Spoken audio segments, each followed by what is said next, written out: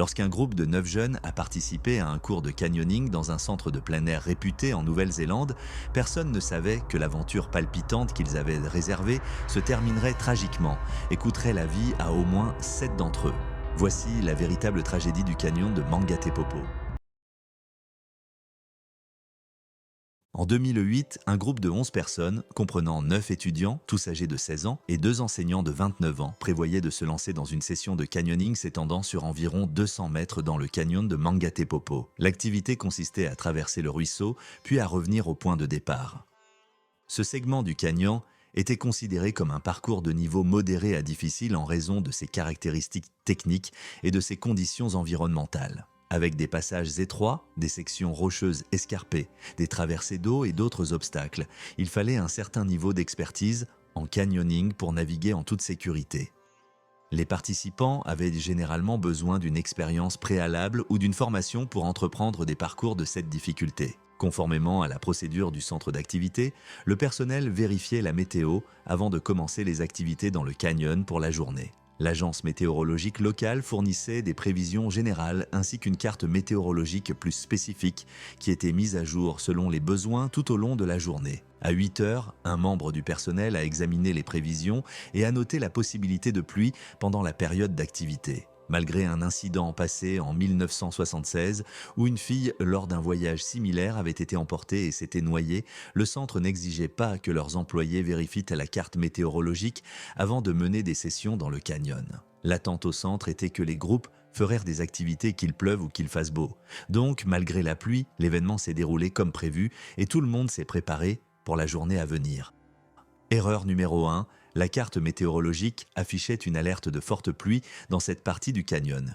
Mais cette information a été ignorée par les 2 enseignants. L'eau dans la gorge du canyon était très froide et atteignait la poitrine à certains endroits. Peu après le début, les enseignants ont remarqué que certains des étudiants avaient des difficultés avec la partie natation. Un étudiant est même devenu effrayé, a commencé à pleurer et a voulu retourner en sécurité. En plus de cela, personne ne savait que l'un des enfants avait besoin d'assistance médicale car il avait une déficience physique qui n'était pas indiquée sur son formulaire médical. Au fur et à mesure que le groupe progressait, le courant devenait plus fort et le niveau de difficulté augmentait. À peu près au point de demi-tour, l'un des étudiants a failli être emporté. Erreur numéro 2, le formulaire médical, lors de l'inscription, ne demandait pas la capacité de nage des participants. Même si exigé par la politique du centre, cela n'a été vérifié à aucun moment malgré le niveau de difficulté de l'expédition. Non loin du point de demi-tour, il y avait une zone profonde du ruisseau qui devait être traversée. Pour ce faire, les étudiants devaient sauter dans l'eau et attraper la main de quelqu'un qui avait déjà traversé. Comme prévu, il avait plu toute la journée, parfois fortement. Subtilement, le niveau d'eau montait continuellement, rendant la rivière brune et boueuse et rendant le déplacement de plus en plus difficile. À l'insu des enseignants, le groupe est passé par une zone d'échappatoire en cas de hautes eaux, comme indiqué sur une carte de la gorge avec des sorties d'urgence marquées. Erreur numéro 3. Cependant, cette carte n'avait jamais été fournie aux enseignants. Et pire encore, aucun des enseignants ce jour-là n'était au courant de l'existence de telles sorties. Au point de demi-tour, le groupe a fait une pause et a commencé à remarquer des changements dans le niveau d'eau de la gorge. Les 2 enseignants ont rapidement réalisé la nécessité d'atteindre la sécurité le plus rapidement possible. Leur seule option semblait être de rebrousser chemin jusqu'au point de départ, 200 mètres en amont. Ignorant l'existence de sorties d'urgence, ils ont continué en aval, passant l'échappatoire d'urgence pour une seconde fois. Cette erreur a potentiellement scellé le sort d'une partie significative du groupe. Cela contredisait la politique du centre, car les instructeurs n'avaient pas reçu de formation adéquate pour naviguer dans la gorge.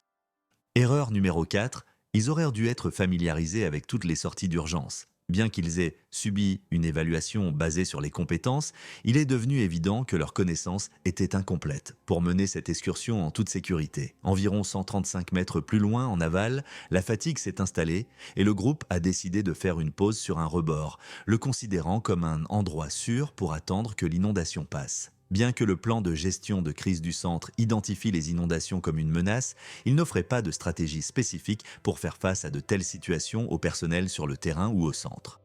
Dans le bureau du centre, les responsables de programme ont observé la montée des eaux dans la gorge, mais étaient incertains quant à la conduite appropriée à tenir. Erreur numéro 5. Ils n'ont pas initié le plan de gestion de crise en raison d'un manque de formation. Pendant ce temps, l'eau continuait de monter, rampant progressivement sur le rebord. Initialement, elle couvrait les chevilles des étudiants, mais en quelques minutes, elle a monté jusqu'à leurs genoux. Le rebord était glissant et les étudiants devaient de s'accrocher à la paroi rocheuse pour éviter d'être emportés. Le temps pressait et les enseignants avaient besoin d'un plan s'ils ne voulaient pas que tout le monde se noie dans le fort courant. Les instructeurs ne savaient pas quoi faire. L'un d'entre eux n'avait pas été officiellement assigné à un mentor qui pourrait fournir des conseils de sécurité, comme souligné dans la politique du centre pour s'assurer que leurs employés étaient préparés à toutes les éventualités. En fait, elle avait été autorisée à diriger l'excursion dans la gorge sans avoir lu et signé le document d'analyse et de gestion des risques, qui contenait des informations précieuses sur ce qu'il fallait faire dans de telles situations. Par conséquent, elle n'avait aucun moyen de savoir si l'eau continuerait à monter et quelles mesures prendre pour assurer la sécurité des 9 enfants avec elle. L'autre instructeur a tenté de radiocommuniquer pour obtenir de l'aide, mais a rencontré des difficultés car la radio était éteinte, démontée et doublement emballée, rendant la communication vers ou depuis le groupe très difficile. Il a fallu un moment pour rendre la radio opérationnelle dans ces conditions difficiles et lorsqu'ils ont pu l'allumer, les parois du canyon bloquaient les appels. Erreur numéro 6. Étant donné que cette gorge était un endroit commun pour ce centre, ils auraient pu résoudre le problème en installant un répéteur radio pour assurer la communication en cas de besoin. Cependant, aucun dispositif de ce genre n'avait été installé. Les étudiants devenaient de plus en plus froids et mal à l'aise. Les instructeurs faisaient maintenant face à une situation extraordinairement difficile et devaient agir rapidement alors que la situation s'aggravait. L'eau s'était transformée en un torrent rugissant et déchaîné. L'instructrice a exposé son plan d'évasion, elle sauterait dans la rivière, nagerait en aval jusqu'à la sécurité et toutes les 5 minutes, les membres du groupe suivraient. Depuis la rive, elle leur lancerait une ligne de sécurité avec son sac de lancer et les tirerait vers la sécurité. En raison du bruit assourdissant de l'eau, elle a communiqué son plan aux étudiants à proximité et a tenté de lire sur les lèvres alors que l'enseignant le transmettait aux autres, plus loin, le long du rebord. Reconnaissant que certains étudiants manquaient de confiance dans l'eau, l'instructrice les a attachés à des nageurs plus forts en utilisant des sangles et des mousquetons, y compris elle-même.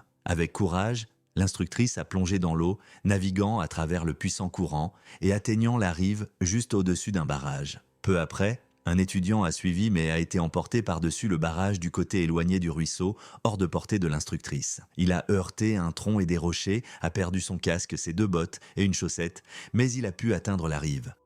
L'instructrice a dit à l'étudiant en panique de prendre sa radio et d'appeler le centre à l'aide, ce qu'il a fait. Erreur numéro 7. Mais les procédures radio concernant les canaux à utiliser n'étaient pas claires pour les secouristes, ce qui a conduit à de la confusion et à des communications inefficaces.